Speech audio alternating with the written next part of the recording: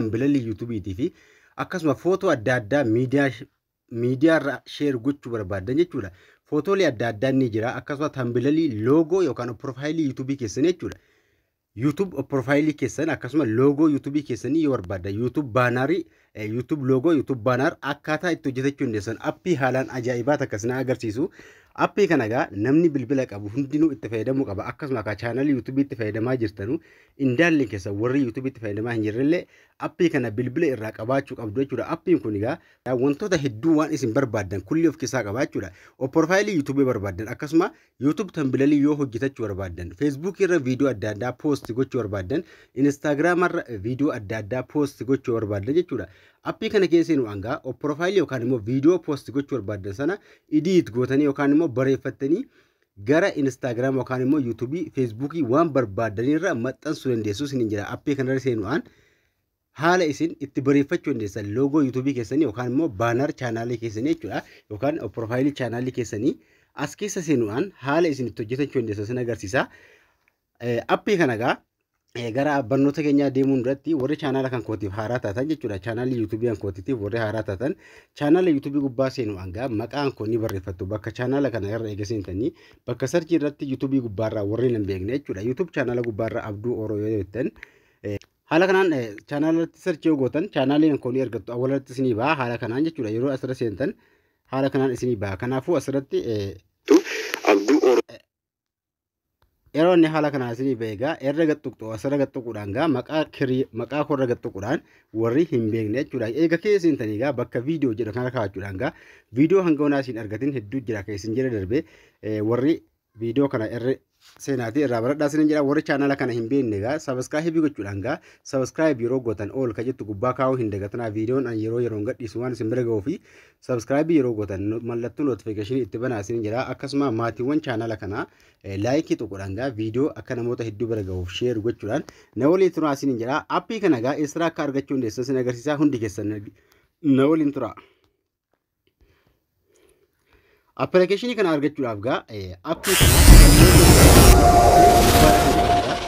ni argattu. Google Chrome irra eega seentanii browsera yookaan immoo internet browserii waan itti fayyadamtu irraa asirratti canva.com jettanii yoo barreessitan isiniif seenaa jechuudha. Yookaan immoo canva eegettanii appiin kun isiniif seenaa canva.com jettanii barreessitu yookaan immoo canva eegettanii haala kanaan isinii bana appilikeeshinii kun jechuudha. Bilbila irratti yeroo isinii banee appii isaa daawunloodii godhachuu barbaadan bakkuma appilikeeshinii isaa yoo barbaadan as keessaa bahuudhaan gaa Pilistoorii gubbaarra eega seentanii bakka sarchii kaaratti kaanvaa jettanii barreeffattu jechuudha. Achirratti maal barreeffattu? Kaanvaa jettanii barreeffattu jechuudha. Asirratti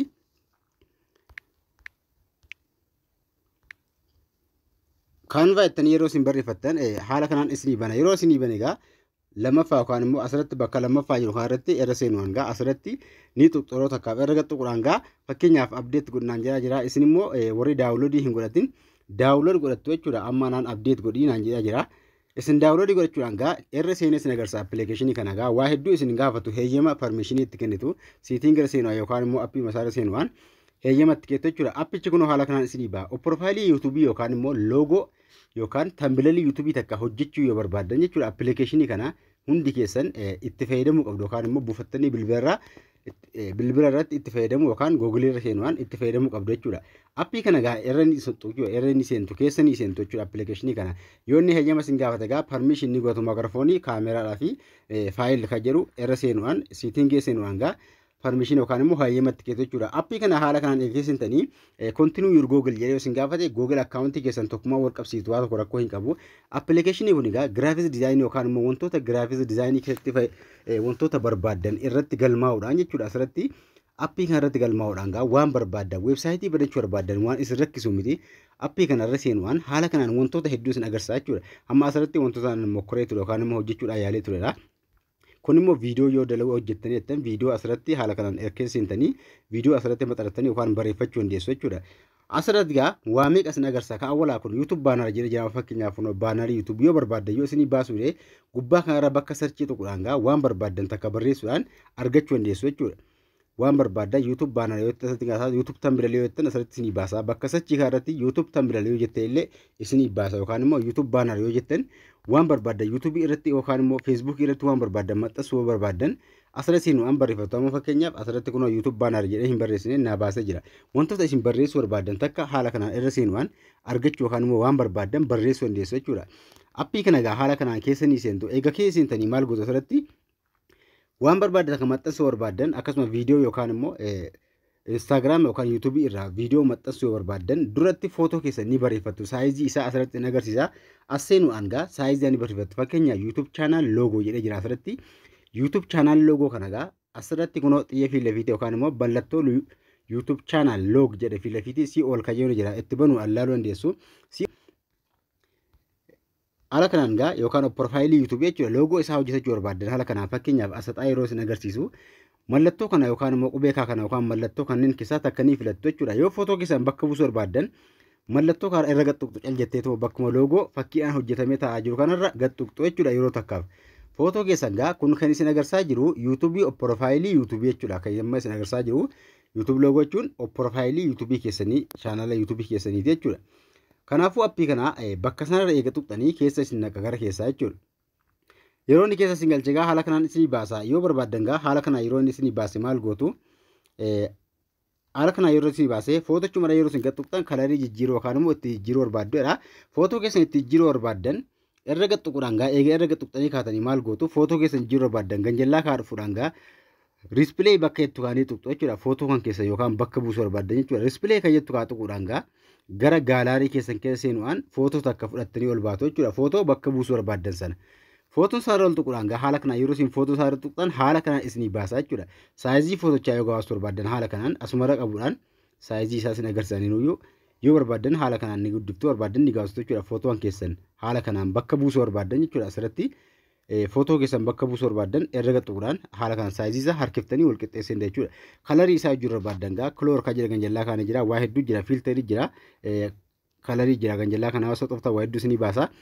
Haala kanaan fixuudhaan gaa yoo barbaadan haala erga fixxanii kaatanii hojjettanii qafoo keetti daawunloodii godhachuudhaaf footoo barbaadan bakka buufattanii kaatanii kalarii dubbaa jiru barbaadan ganjallaa kanatti kiloor jedha jira sana tuquudhaan jijjiirachuu dandeessu jechuudha.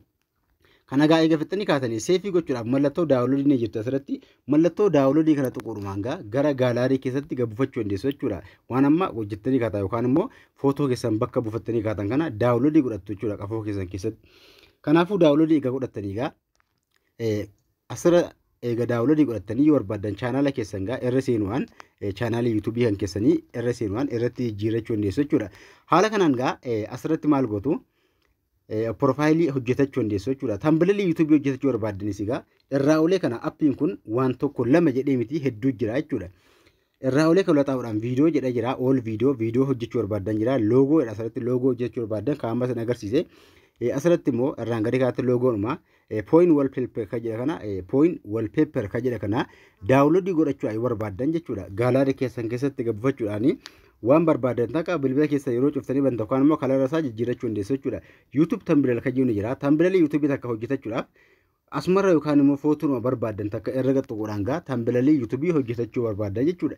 Irra gaxxuquudhaan gaa bakka barreeffama barbaadan buuftu waa'ee dhimma viidiyoo keessanii bakka footoo barbaadan yookaan footoo keessan buusuudhaan waan barbaadan takka bakka buusuudhaan hojjechuu dandeessu jechuudha appii kanarra seenuudhaan.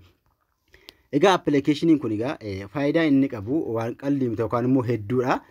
Appii kana egaa hundi keessan gabbufattan jechuudha. Yoo Instagram irra footoo viidiyoo maxxansuu barbaadde illee irraa olee kana Instagram post bakka jiru yookaan immoo ni jira asirratti Instagram post jedha jira your story ni jira story yookaan immoo story wantoota adda addaa gurguruu barbaadan jechuudha.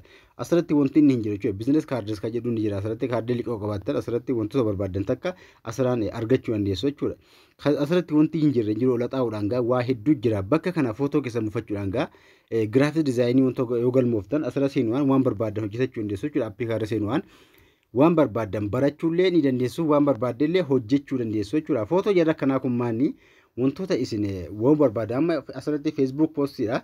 Waan kana irra tuquudhaan gaa yoo tuqxan bakka kana footoo keessan buusu bakka barreeffama barbaadan kaa'uudhaan gara Facebook irratti geessitanii post gochuu dandeessu jechuudha. Asirratti kana walxaa'uudhaan yoo barbaadan immoo gubbaa isaa irratti YouTube banner jettanii barreeffachuu dandeessu. Asirratti YouTube banner yoon jedhe amma fakkeenyaaf YouTube banner yoon jedhe fideenaa baasaa jechuudha. YouTube banner yookaan immoo YouTube yookaan channel YouTube dhaa fi banner isaa hojjechuu yookaan immoo logo duddubbaa hojjechuudhaaf egaa YouTube asirratti gaa YouTube baanar jedhee barreessan jira. Asirratti fakkeenyaaf YouTube baanar bakka jagaa tuquudhaan baanarii YouTube gaa yookaan immoo dudduubbee YouTube keessanii chaanaalii YouTube keessanii takka yeroo hojjetachuu barbaaddan takka asirra seenuu asii argachuu dandeessu jechuudha. YouTube baanarii kana yeroo isin ofii erga gootan waa hedduu isinii baha jechuudha. Baanarii YouTube jechuun kana jechuudha. Haala kanaan YouTube keessan akka namatti mul'atu yoo barbaadan haala kanaan bakka na footoo keessan kaa'uudhaan akkasuma barreeffama barbaadan asirra kaa'uudhaan subscribe barbaadan asirra kaa'uudhaan bakka nallee footoo keessan jechuudha kaa'uudhaan jechuudha. Firee kajeet akka inni jira as keessa yeroo seentanii ta'e maallaqa miti akka tolatti fayyadamuu barbaadan jechuudha. Awwala appii kana egaa buufatanii heeyyamatti kennitanii kaatanii waa hunda argachuudhaaf gaa dhimma YouTube keessanii kaataagorii kajoo kaatuquudhaan wantoota chaanala YouTube irratti dalagaa jirtan social media irratti jechuudha ni filattu jechuudha. Waan social media irratti dalagaa jirtan sana bizinesii yookaan immoo waan hojjechaa jirtan sana filachuudhaan eddan gootanii asirratti waan barbaaddan argachuu dandeessu jechuudha. Asirratti gaa kanneen kun amma kafree naa kenname yookaan immoo tola kee itti fayyadamuu an danda'u jechuudha. Kun immoo asirratti kun ka beeksisa qabu yookaan immoo ka maallaqa saantimaan fayyadamuu barbaadda yookaan immoo beeksisa isin agarsiisu jechuudha. Asirratti kanneen kun amma kanneen kana ka awwalaa kana ilaaluudhaan gaa bakka kana footoo keessan kaa'uudhaan barbaaddan chaanaalii YouTube keessanii akka namatti mul'atu asirratti tuquudhaan waan barbaaddan takka hojjetachuu dandeessu isiniin jedha. Asirratti haala kanaan wanti inni hin qabne hin jiru. Akkuma isinitti mee Facebook irra maxxansuu barbaadan TikTok irra viidiyoo maxxansuu YouTube irra viidiyoo maxxansuu tambilalii YouTube hojjechuudhaaf gaa chaanaaliin kun yookaan immoo appiin kun baay'ee isin fayyada jechuudha. Kanaafuu appii kana irra seenuudhaan gaa argachuu dandeessu isiniin jedha. Wanti nama isin agarsiisaa ture kun profaayilii YouTube jechuun inni hin beekne jiru. Profaayilii kanadha. Profaayilii kana baanar jechuu yookaan immoo loogoon kan ammaan barreeffamaan kaa'adhe kana bakka hammaatiin hojjetattanii jechuudha. Seefii egaa qafuurratti godhattanii YouTube studio irra seenuudhaan gaa irra kaa'achuu dandeessu jechuudha. Tambilaliin immoo kaamma nuti tolchinee barreeffanne kana inni immoo bal'isee yookaan bareechee waan fiduu fi barreeffama footoo tokko bakka buusuudhaan haala salphaa ta'een tambilalii bareedaa takka hojjetachuu dandeessu isiniin jecha. Haala kanaan appii kana gabbuufadhaati hundi keessan itti fayyadamaa isiniin jedha. Appii kana hundi keessan bilbila irraa qabaachuu qabdu. Faayidaan qabu guddaadha. Akkasumas isinitti himee hin fixu. Irra seenaatii waa hunda irraa baradhaa isiniin jedha. Haala kanaan itti fayyadamaa barnootaan keessaa waan isinii galuu jaatu komantii naa barreessaa. Barnoonni irraa asitti dhaabbataa gaaffii qabaattan komantii naa akka hanga walitti dhufti nagaan tura.